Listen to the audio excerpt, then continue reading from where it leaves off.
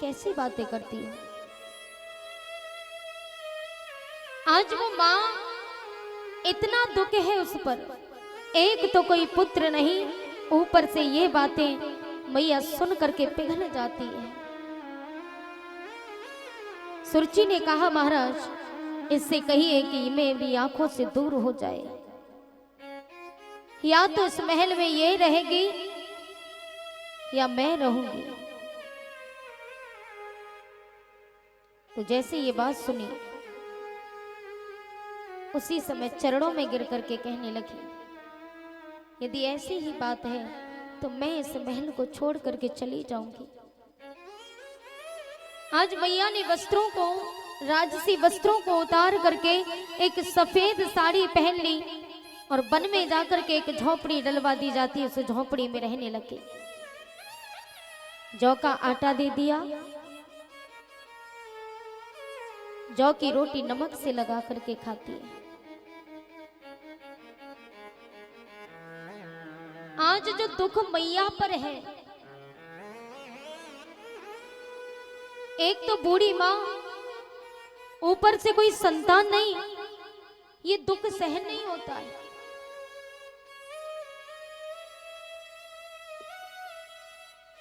ऊपर से वन में पति के होते हुए तो मैया इतना रोती है, इतने कष्ट में है, इतने दुख में है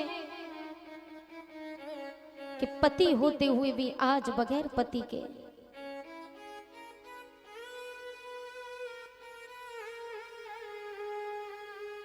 जिन स्त्रियों के पति नहीं होते, उन माताओं पर क्या गुजरती है। जो माताएं शादीशुदा हैं, उनकी संतान है, लेकिन संतान जब दुख देती है ना तो कलेजा सा फट जाता है कि जिस पुत्र को हमने खिलाया, 9 महीने कोख में रखा, आज वही अपना खुद का पुत्र जब अपने बूढ़े माँ बाप को घर से निकालता है ना तो टुकड़े टुकड़े हो जाते हैं। लेकिन फिर भी वो माँ धन्य है, ऐसी माँ को फिर भी उसके हृदय से बद्दुआ नहीं निकलती। वो माँ यही कहती कि बेटा तू जहां भी रहे खुश रहे, यदि तेरी खुशी हमारे दूर जाने में है तो हम तुझसे बहुत दूर चले जाएंगे, लेकिन तू हमेशा खुश रहना। ये दुआएं माता पिता के मुख से निकलती है। कभी जाकर के बुजुर्गों के पास बैठना और उनसे उनके सुख दुख की बातें पूछना। कहते ना कि वो रोते नहीं है, अरे अंदर से दिल बहुत रोता है उनका। वो एक अंदर से टूटे हुए होते हैं, लेकिन बाहर से दिखावे के लिए हंसते फिरते, जमाने को दिखाते कि हम कितने खुश हैं। लेकिन पूछिए जरा बुजुर्गों से जाकर के कि अंदर से कितने टूटे हुए होते हैं अपनी औलाद को लेकर। कितना दुख होता है उनको जब खुद की औलाद अपने ही माता पिता में ठोकर लगाती है। और एक बूढ़ी माँ जिसका पति ही नहीं, जिसका पति तो संसार छोड़ करके चला गया, भगवान ने उसके पति को उससे छीन लिया और उस माँ का तो जीना और ही दुश्वार हो जाता है।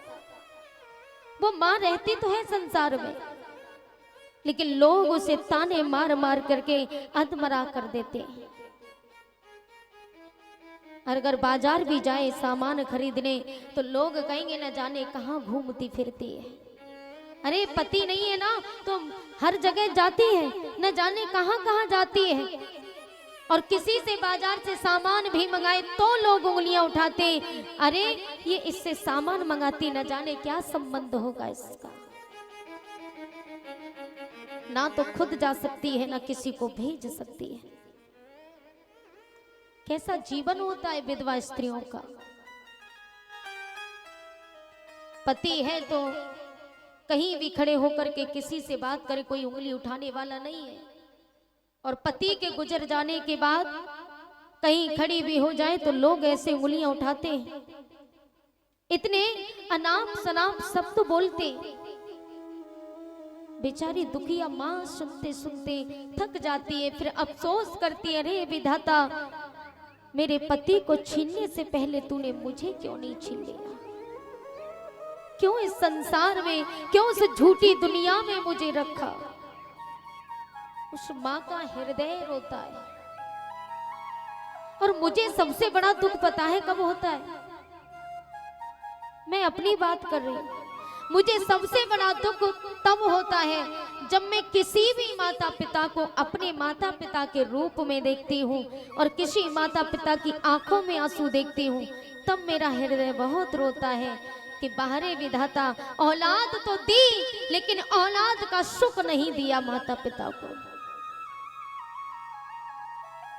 हमारे माता पिता संतान क्यों करते? ताकि हमारे बुढ़ापे का सहारा बने, बुढ़ापे की लाठी बने। लेकिन वही औलाद माता पिता को दर दर की ठोकर खाने को भेज देती है। कहते ना कि कन्यादान बेटी का कर दिया, कन्या को दान कर दिया। अरे कन्यादान वो दान नहीं रहा। कन्यादान तो तब होता है जब बेटी ससुराल पहुंच जाए, और ससुराल जाने के बाद भी अगर ससुराल में बेटी गलत कदम उठाए और ससुराल के खबर करे, बेटी अपने मायके में खबर करे, तो मायके वाले कह दे कि हमें अब कोई मतलब नहीं, हमने तुम्हें दान कर दिया, जियो या मरो वो तुम्हारा घर है। तो माने कि हाँ हमने बेटी को दान कर दिया। लेकिन आज कन्या का दान नहीं, माँ करती है अपने बेटे का दान। बहू आने पर जब बहू कहती है ना कमाते हो, अपनी माँ को चुपचाप दे देते हो, तो उस समय माँ कहती है, यदि तुझे ऐतराज है कि मेरा बेटा मुझसे बोलता है, तुझे इस बात का डर है कि मेरा बेटा मुझे कमा करके लाके देता है, तो जा तू खुश रहे, मेरा बेटा मेरे सामने रहेगा ना, वही काफी है। मैं तो देख देख के जी लूंगी, लेकिन आज मैं तुझे दान करती हूँ अपने बेटे का। तो माँ दान करती है अपने बेटे का। बेटा लड़ता है, कहता है कि तूने मुझे 9 महीने अपनी कोख में रखा, उसका किराया ले ले। ऐसे बहुत बेटे हैं जिन्होंने कहा है। आज एक माँ सुनीती हुई जो बेटे की खातिर दर दर की ठोकर खाती फिर रही है, लेकिन आज इस कलयुग में माताएं हैं जो संतान के होते हुए भी ठोकर खाते हैं।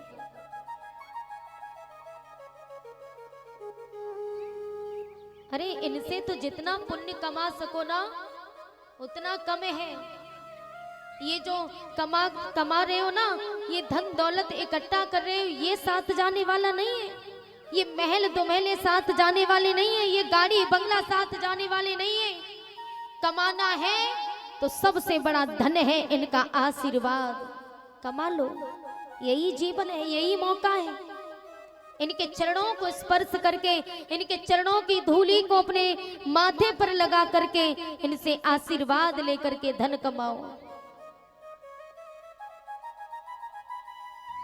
इससे बढ़कर के धन संसार में कुछ नहीं है।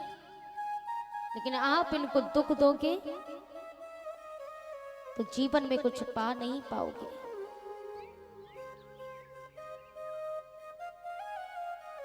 ये तो सच है कि भगवान है। कभी भगवान को देखा है आप लोगों ने? बताइए जरा, भगवान को देखा है? किस किस ने देखा भगवान को? जरा हाथ ऊंचा करना। भाई मैंने तो देखा है। और ऐसे नहीं, पत्थर की मूर्ति को नहीं, जीते जाते जागते भगवान को देखा, अपने माता पिता को। क्योंकि हमारे भगवान हमारे माता पिता हैं। अरे जिन्होंने जीवन दिया, जिन्होंने संसार में हमको नाम दिया, अरे क्या औकात थी हमारी जो हम अपना नाम बना सके। लेकिन हमारे माता पिता ने हमको अपना नाम दिया।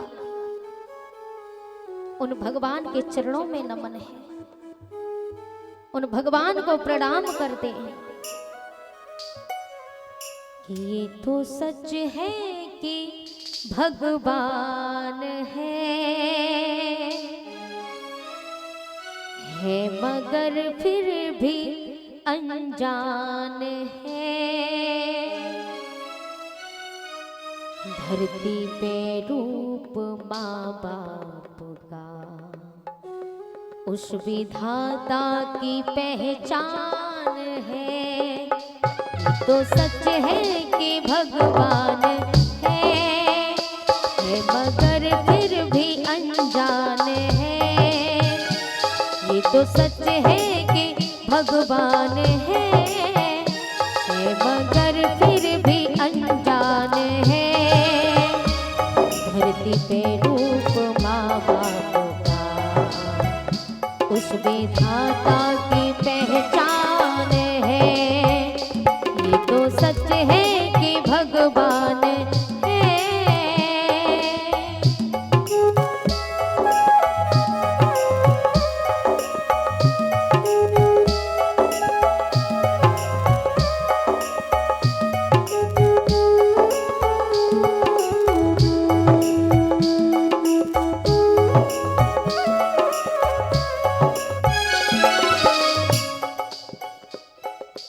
आज इस संसार में हमारे माता पिता ही हमारे भगवान हैं। एक बार एक भैया जी हमारे पास आए हमारे चरणों को स्पर्श करने के लिए व्यास गद्दी पर। उस समय हमारी बिहार में कथा चल रही थी, तो वहां भैया जी आए व्यास गद्दी पर चरण स्पर्श करने के लिए और हमसे कहा कि दीदी जी हमें आशीर्वाद दीजिए। मैंने कहा भैया एक बात बताओगे? हाँ। मैंने कहा आपके घर में आपके माता पिता हैं? बोले हैं। मैंने कहा उनके चरण स्पर्श करके आशीर्वाद लिया? बोले नहीं लिया। मैंने कहा क्यों नहीं लिया? तो बोले कि पहले मैं उनके चरण स्पर्श करता था, पहले मैं छोटा था तो उनके चरण स्पर्श करता था लेकिन अब नहीं करता। मैंने कहा क्यों? बड़े हो गए हो इसलिए। तो प्यारे इतने भी बड़े मत बनो कि आपको अपनी ही नजर में अपने ही माता पिता छोटे दिखाई देने लगे। इतने बड़े मत बनिए। आप चाहे डीएम बन जाइए चाहे पीएम बन जाइए, आप अपने माता पिता के लिए छोटे ही रहोगे। उनके लिए आप उनकी संतान रहोगे तो उनसे आशीर्वाद लीजिए, उनके चरणों को स्पर्श करके कि तेरी हर सांस है हीरा मोती जो लुटाने के काबिल नहीं है। ये जो सांस दी है भगवान ने वो गिनती की दी है। ऐसे व्यर्थ मत गवाइए, व्यर्थ मत लुटाइए। हमारी जो खुद की औलाद होती है ना, वो क्या कहती है सुनिएगा कि गई जवानी और आया बुढ़ापा,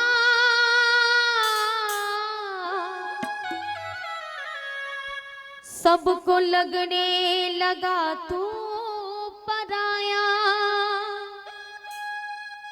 बाबा जी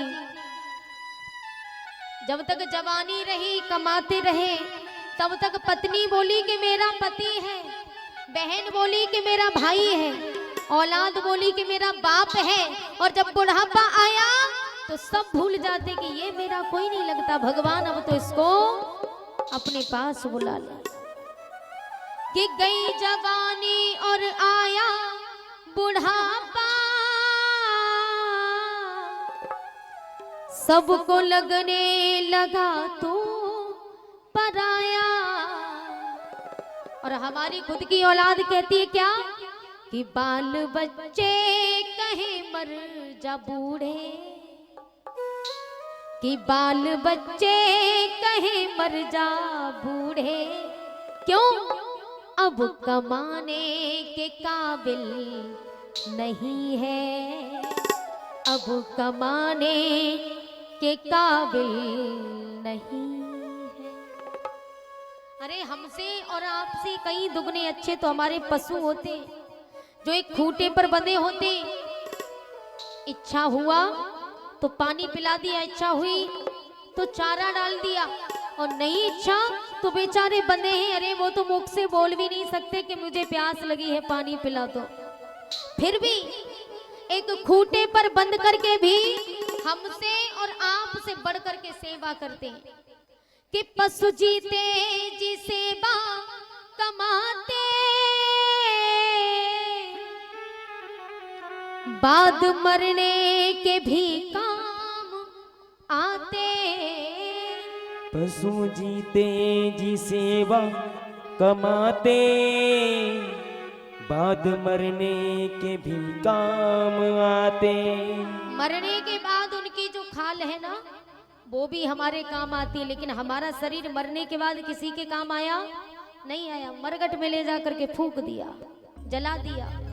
लेकिन पशु अरे जीते जी दूध दही न जाने क्या क्या खाने को मिलता है, हम तो किसी को खिला भी नहीं सकते, इतने गिरे हुए हम जो किसी बुजुर्ग की सेवा नहीं कर सकते, किसी को एक गिलास पानी नहीं दे सकते, धिक्कार है शरीर पर। लेकिन पशु मरने के बाद भी उनकी खाल हमारे काम आती है। यहाँ तक कि जो गाय माता है ना, गाय माता का मूत्र भी हमारी दवाइयों के काम में आता है। इसलिए कि पशु जीते जी सेवा कमाते, बाद मरने के भी काम